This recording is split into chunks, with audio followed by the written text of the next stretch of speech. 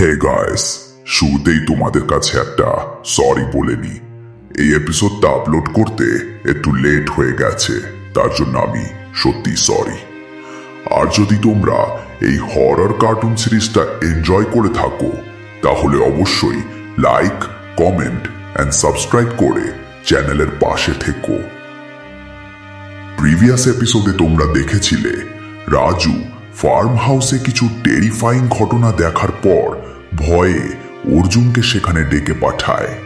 কিন্তু ফার্ম হাউসে এসে অর্জুনও একের পর এক স্ট্রেঞ্জ ঘটনা, মিস্টিরিয়াস সাউন্ড আর একটা ব্ল্যাক শ্যাডোয়ের মুখোমুখি হয়।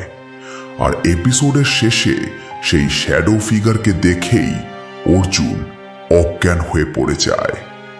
তাহলে সেই ব্ল্যাক শ্যাডো আসলে কে ছিল, আর এর পিছনে কি মিস্টারি লুকিয়ে আছে? চলুন স্টার্ট করা যাক আজকের এপিসোড। কয়েক ঘন্টা ধরে অর্জুন অজ্ঞান হয়ে মেঝেতে পড়েছিল।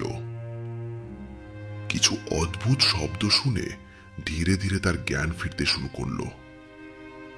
চোখ খুলেই সে কষ্ট করে সময় দেখল রাত তখন 2:50।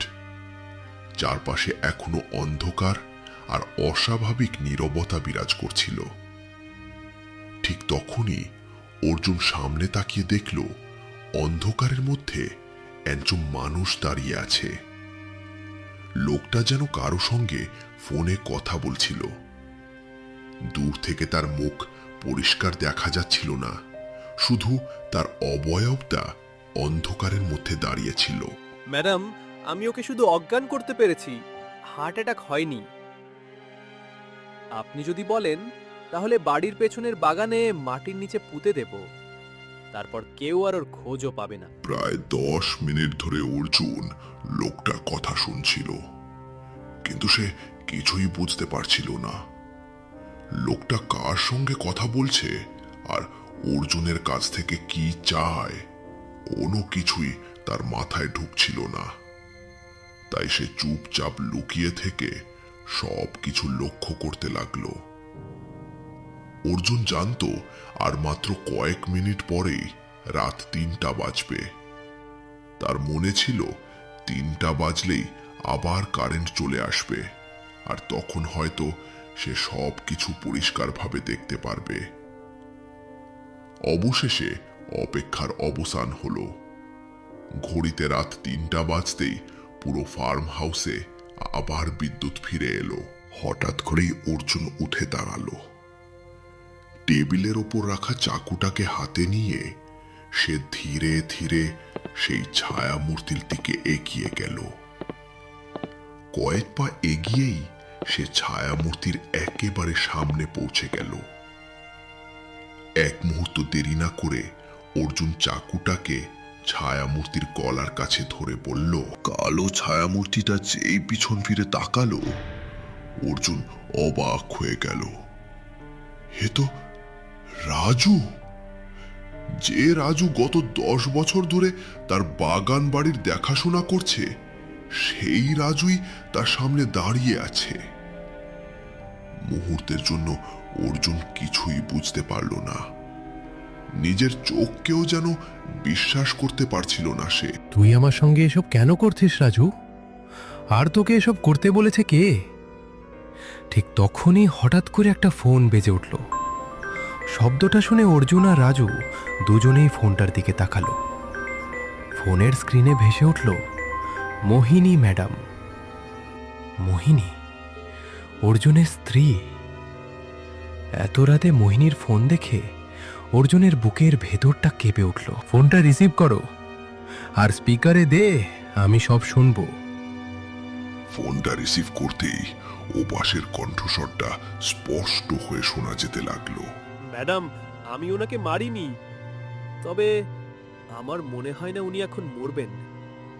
আমার মনে হচ্ছে আপনার সময় এসেছে ম্যাডাম, কারণ মালিক এখন আমার একদম সামনে দাঁড়িয়ে আছেন, আর উনি চাকুটাও আমার গলায় ধরে রেখেছেন। মোহিনী, তুমি তাড়াতাড়ি এখানে চলে এসো। যদি আমার কাছ থেকে তোমার কিছু নেওয়ারই থাকতো তাহলে আমাকে সরাসরি বললেই পারতে। এত নাটক করার কি দরকার ছিল? ঠিক আছে, এখন তুমি এখানে চলে এসো। তোমার তো শুধু সম্পত্তির ভাগই চাই, তাই না? চলে আসো, আমি এখনো এখানেই দাঁড়িয়ে আছি। সামনাসামনি বসে সব কথা হবে। ঠিক আছে, ভালোই হলো। তুমি যদি সবকিছু শান্তভাবে মিটিয়ে দিতে চাও, তাহলে আমারও আর কিছু করার নেই। আমার শুধু তোমার সম্পত্তির ভাগটাই চাই। ঠিক আছে, আমি আসছি। পৌঁছতে আমার 1 থেকে 2 ঘন্টা সময় লাগবে। ততক্ষণ তুমি ওখানেই থাকো। আমি এসে সব কথা সামনাসামনি বলবো। তারপর মোহিনী ফোনটা কেটে দিল। অর্জুন আর রাজু 1 থেকে 2 ঘন্টা ওখানেই দাঁড়িয়েছিল। রাজু খুব লজ্জাবোধ করছিল। এখানে তোর কোনো দোষ নেই। তুই তো একজন চাকর, যে রানীর হুকুমে চলছিস। এখানে তোর কোনো দোষ নেই। দাবা খেলা ততক্ষণই চলে যতক্ষণ রাজা দাঁড়িয়ে থাকে। ঘরের ভেতরে এক অদ্ভুত নীরবতা ছড়িয়েছিল।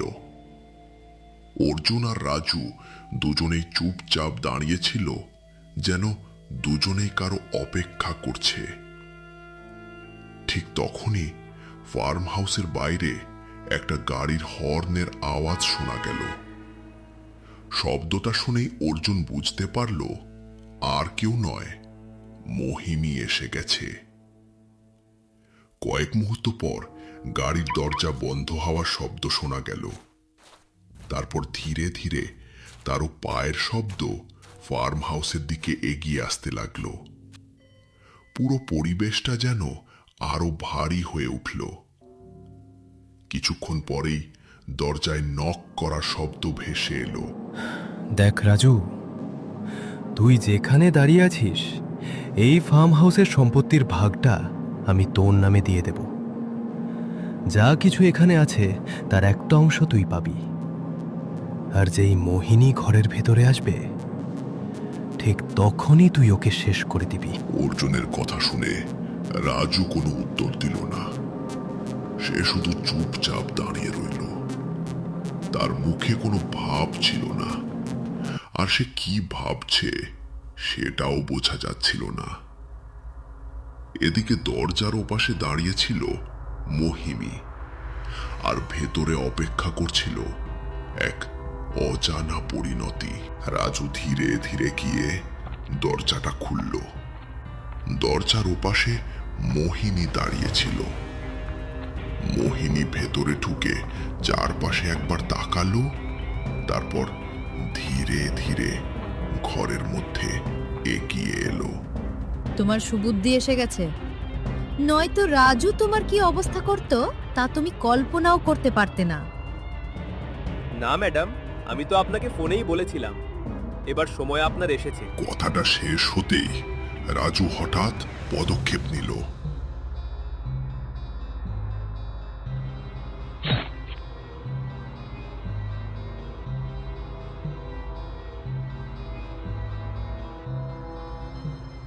রাজু একবার অর্জুনের দিকে তাকালো।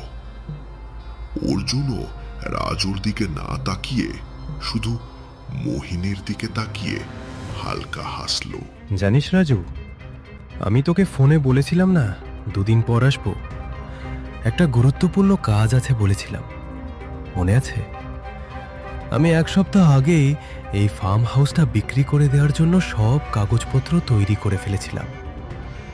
আর বিক্রির সব টাকাও আমি নিজের কাছে নিয়ে নিয়েছি। এই ফার্ম হাউসটা এখন আর আমার নয়। আমি এখানে এসেছিলাম শুধু আমার কিছু জিনিসপত্র নিয়ে চলে যেতে, আর তোকে এই কথাটাই বলতে। যাই হোক, যা হওয়ার ছিল সেটা তো হয়েই গেল। অর্জুনের কথা শুনে রাজুর যেন পায়ের তলার মাটি সরে গেল। সে কিছুক্ষণ স্তব্ধ হয়ে অর্জুনের দিকে তাকিয়ে রইল। তারপর ধীরে ধীরে মাটিতে বসে পড়ল। তার চোখ দিয়ে জল গড়িয়ে পড়তে লাগলো।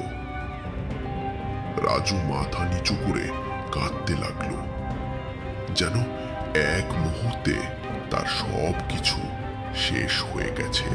মালিক, 10 বছর ধরে আমি তোমার কাজ করেছি, আর আজ জানি না কেন ওই 5-10 শতের লোভে আমি বদলে গেলাম।